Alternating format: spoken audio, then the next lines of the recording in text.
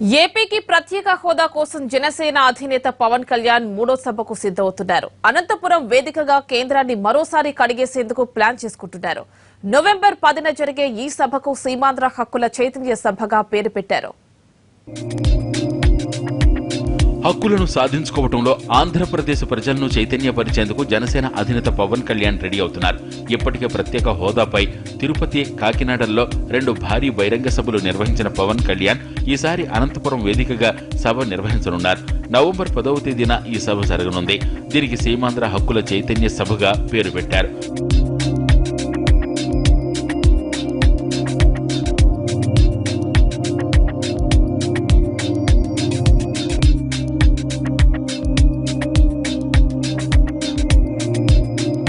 అనంతపురంలోని ప్రభుత్వ junior college ప్రాంగణంలో సాయంత్రం 4 గంటలకు బహిరంగ సభ జరుగుతుంది.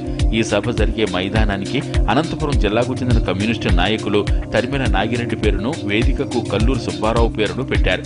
అనంతపురం జిల్లాలో జన్మించి రాష్ట్రానికి, దేశానికి వ్యాపార సేవలందించిన మహనీయులను స్మరించుకునేందుకు ఆ పేర్లు పెడుతున్నట్లు పవన్ తెలిపారు.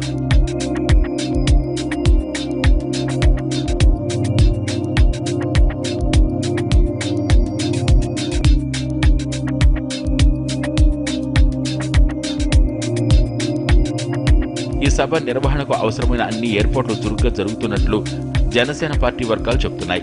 మొదటి 2 సభల్లో కేంద్ర, రాష్ట్ర ప్రభుత్వాలను తీవ్రంగా తిట్టిపోశారు పవన్ కళ్యాణ్. కేంద్రం ప్రకటించిన ప్యాకేజీని అధ్యయనం చేస్తున్నట్లు తెలిపారు. మరి ఇప్పుడు కేంద్రంపై మరింత సీరియస్ గా ఫైర్ అవుతారా? హోదాపై ఎలాంటి వ్యాఖ్యలు చేస్తారో అన్న ఆసక్తి నెలకొంది.